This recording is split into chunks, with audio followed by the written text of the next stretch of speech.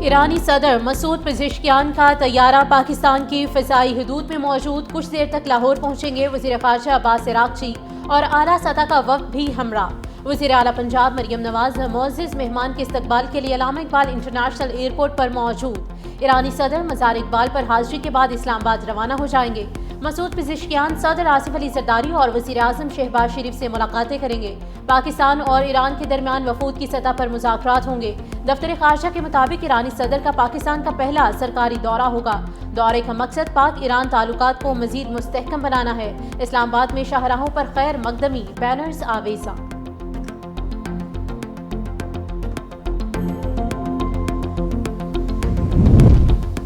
دورہ پاکستان کا مقصد تجارتی اقتصادی تعلقات کو فروغ دینا ہے۔ پاکستان کے ذریعے ان تمام تعلقات کو فروغ دیا جائے گا۔ چین کے سلک روڈ منصوبے کا حصہ بنیں گے۔ ایرانی صدر کی پاکستان روانگی سے پہلے میڈیا سے گفتگو، کہا پاک ایران اسلامی اتحاد کو نقصان پہنچانے کی کوشش ناکام ہوگی۔ دورے کے دوران سرحدی سلامتی، علاقائی امن کے امور پر بات ہوگی۔ سرحدی منڈیاں اور رابطے باہمی تعاون کو نئی راہیں کھول سکتے ہیں۔ پاک ایران تجارت $10 ارب تک لے جائیں گے۔ ون بیلٹ ون روڈ منصوبے میں شرکت سے ایران کو یورپ سے جوڑنے کا موقع مل سکتا ہے۔ پاک فوج میں جدید ترین جنگی ہیلی کاپٹر کی شمولیت، فیلڈ مارشل کا آپریشنل تیاریوں پر اظہار اطمینان، قومی خود مختاری کے تحفظ کے عزم کا اعادہ۔ آرمی چیف کا ملتان گیریزن کا دورہ، کور ہیڈ کوارٹرز میں آپریشنل تیاریوں اور تربیتی سرگرمیوں پر بریفنگ۔ جنرل عاصم منیر کی اکیڈیمی اور سول سوسائٹی سے ملاقات، قومی اتحاد اور سول ملٹری ہم آہنگی کی اہمیت پر زور دیتے ہوئے کہا کہ پاک فوج بدلتے ہوئے جنگی ماحول میں فیصلہ کن برتری برقرار رکھے گی۔ فیلڈ مارشل کی جدید Z-10ME اٹیک ہیلی کاپٹر کی پاک فوج میں شمولیت کی تقریب میں بھی شرکت۔ جنگی ہیلی کاپٹر کا مظفر گڑھ فائرنگ رینج میں فائر پاور کا مظاہرہ۔ فیلڈ مارشل نے مشترکہ ہتھیاروں کی حکمت عملی کے کامیاب مظاہرے کو سراہا۔ آرمی چیف کی جوانوں سے ملاقات، اعلیٰ مورال اور پیشہ ورانہ صلاحیتوں کی تعریف۔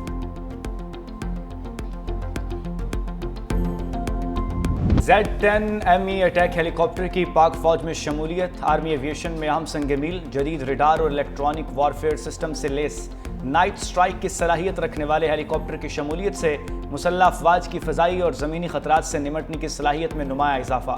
جدید ترین آل ویدر جنگی ہیلی کاپٹر دن اور رات میں درست نشانہ لگانے کی صلاحیت رکھتا ہے۔ Z-10 ہیلی کاپٹر کی شمولیت سے میدان جنگ میں فوری اور فیصلہ کن رد عمل دینے کی صلاحیت مزید مضبوط ہو گئی۔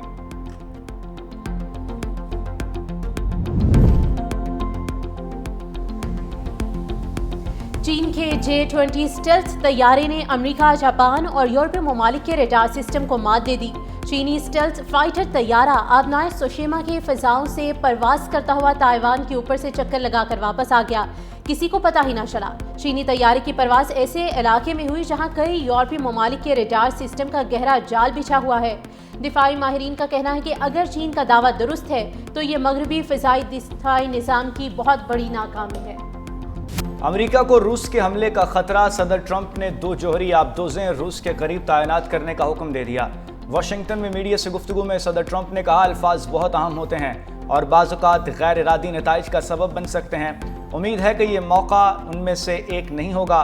ٹروتھ سوشل پر اپنے بیان میں ٹرمپ نے کہا کہ سابق روسی صدر نے حملے کی دھمکی دی تھی، لوگوں اور امریکی عوام کو بچانے کے لیے آبدوزیں تعینات کر رہے ہیں، چاہتے ہیں اگر یہ بیانات محض الفاظ سے بڑھ کر کچھ نکلے تو امریکہ اس کے لیے تیار۔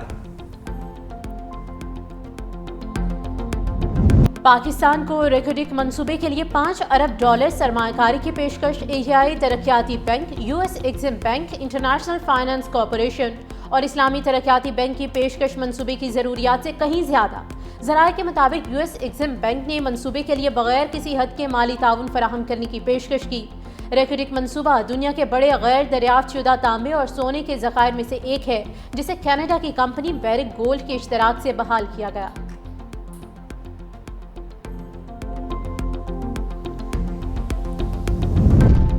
حکومت نے IMF کی ایک اور شرط پوری کر دی، کاروباری ٹرانزیکشن کمپیوٹرائز سسٹم سے لنک ہونے کے لیے ڈیڈ لائن مقرر۔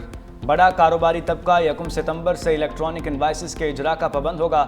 تمام پبلک کمپنیوں کو 10 اگست تک رجسٹرڈ ہونے کی ہدایت۔ نوٹیفیکیشن کے مطابق 10 کروڑ سے زائد ٹرن اوور والی کمپنیوں کی رجسٹریشن 10 ستمبر تک ہوگی۔ کمپنیوں کو 1 اکتوبر سے الیکٹرانک رسیدیں جاری کرانا ہوں گی۔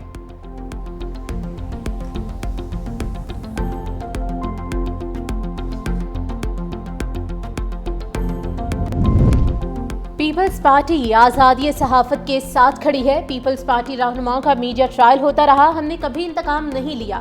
سینئر وزیر سندھ شرجیل انعام میمن کا صحافیوں سے خطاب، کہا پاکستان نے بھارت کو تاریخی شکست دی، مارکہ حق میں کامیابی کو منانے کا مزہ ہی کچھ اور ہے۔ ہم سے زیادہ میڈیا فرینڈلی کوئی نہیں ہو سکتا، ہماری گردن میں سریا نہیں، سندھ حکومت آپ کی اپنی حکومت ہے۔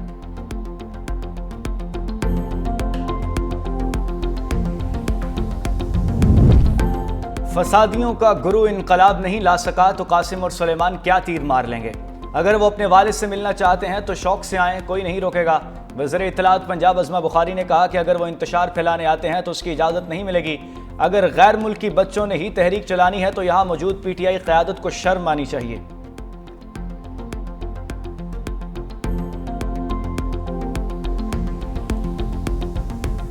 کراچی میں سینئر وکیل قتل کیس پر 6 رکنی تحقیقاتی کمیٹی قائم۔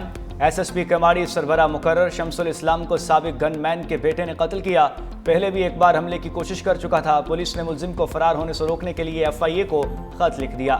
نام پی این آئی ایل لسٹ میں شامل کرنے کی درخواست۔ دوسری جانب حملے میں سینئر وکیل کا زخمی بیٹا اسپتال میں زیر علاج، ڈاکٹروں نے حالت خطرے سے باہر قرار دے دی۔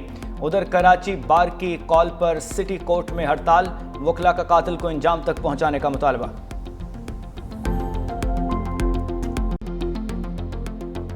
پاکستان بالخصوص صوبہ بلوچستان بدقسمتی سے دہشت گردی کا شکار رہا ہے۔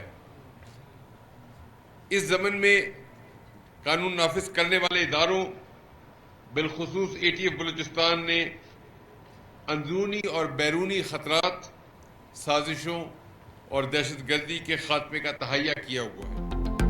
آئی جی معظم جاں بلوچستان میں جلد خوشحالی اور امن قائم کرنے کے لیے پرعزم۔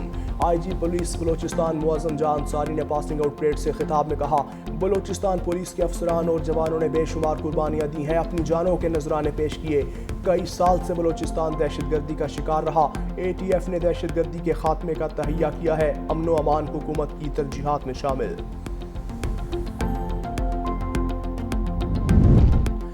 پاکستان میں مقیم افغان شہریوں کی وطن واپسی کا دوسرا مرحلہ، خیبر پختونخوا میں مقیم پی او آر کارڈ ہولڈرز کو واپس جانے کی ہدایت جاری۔ محکمہ داخلہ نے عارضی پناہ لینے والے کارڈ ہولڈر شہریوں کو پشاور اور لنڈی کوتل ٹرانزٹ پوائنٹ پہنچنے کا کہہ دیا۔ پی او آر کارڈ ہولڈر کی مدت 30 جون کو ختم ہو چکی۔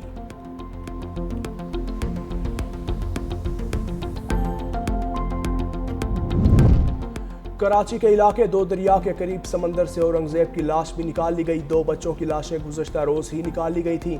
اورنگزیب نے 2 روز قبل دریا کے قریب بچوں سمیت سمندر میں چھلانگ لگائی تھی۔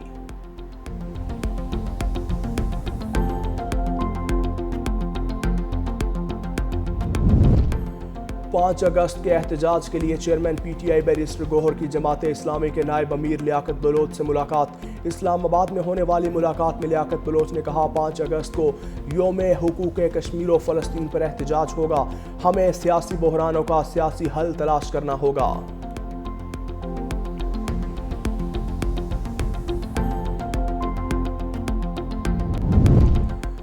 قاسم اور سلیمان پاکستان اڑان بھرنے کے لیے تیار، بانی پی ٹی آئی کے بیٹوں نے ویزا کی درخواست دے دی۔ علیمہ خان نے ایکس پوسٹ پر لکھا، دونوں نے ویزا کے لیے برطانیہ میں پاکستانی ہائی کمیشن سے رجوع کیا۔ چند روز قبل ہائی کمیشن میں درخواستیں جمع کروائی گئیں۔ ویزوں کے لیے اسلام آباد میں وزارت داخلہ کی منظوری کا انتظار ہے۔ وزیر مملکت داخلہ طلال چودھری نے رد عمل دیتے ہوئے کہا، آپ نے پہلے کہا تھا کہ بانی کے بچوں کے پاس نائکوپ ہے، اگر آپ کی بات درست ہے تو بچوں کو ویزا کی ضرورت نہیں۔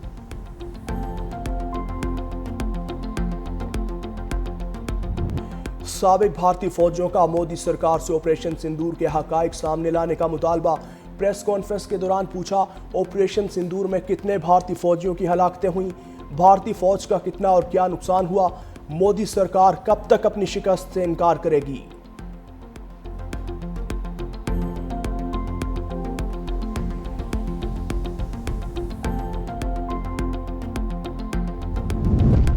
امریکی ریاست مونٹانا میں سابق امریکی فوج کی بار میں فائرنگ، 4 افراد ہلاک۔ ابتدائی تحقیقات کے مطابق مائیکل پال براؤن نامی حملہ آور فائرنگ کے بعد فرار ہو گیا۔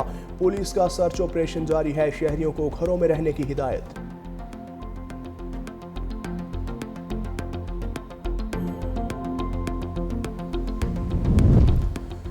خون سے لکھی جا رہی غزہ کی تاریخ کا ایک اور سیاہ دن، امداد کے انتظار میں کھڑے نہتے شہریوں پر اسرائیلی فوج کی اندھا دھند فائرنگ، مزید 107 فلسطینیوں کو شہید کر دیا، درجنوں زخمی ہوئے، غذائی قلت سے مزید 2 بچوں سمیت 3 افراد جاں بحق۔ فلسطینی میڈیا کے مطابق اسرائیلی فوج نے امدادی کیمپس اور رہائشی مکانات کو بھی بربریت کا نشانہ بنایا۔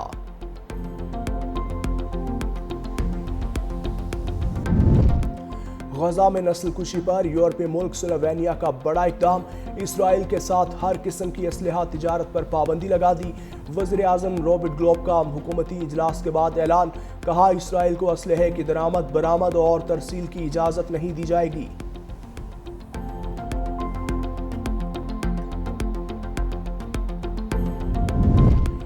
ترک دفاعی کمپنی راکٹسان نے جدید روبو ڈاگ متعارف کروا دیا۔ میزائلوں سے لیس روبوٹ نہ صرف ریموٹ کنٹرول کے ذریعے کنٹرول کیا جائے گا بلکہ خود کار طور پر بھی کام کرے گا۔ روبو ڈاگ کو خاص طور پر مشکل اور ناہموار علاقوں میں مؤثر انداز میں کام کرنے کے لیے تیار کیا۔ 4 میزائلوں سے لیس روبو ڈاگ جاسوسی اور حملے دونوں قسم کے مشنز کے لیے موزوں ہے۔ اور یوم آزادی کی مناسبت سے ISPR کا نیا نغمہ جاری، دل سے پاکستان کے عنوان سے نیا نغمہ مارکہ حق میں عظیم فتح کی یادگار کے طور پر پیش کیا۔ ملی نغمے میں وطن کے جانثار شہداء کو خراج عقیدت پیش کرتے ہوئے مسلح افواج کے کردار کو خراج تحسین بھی پیش کیا گیا۔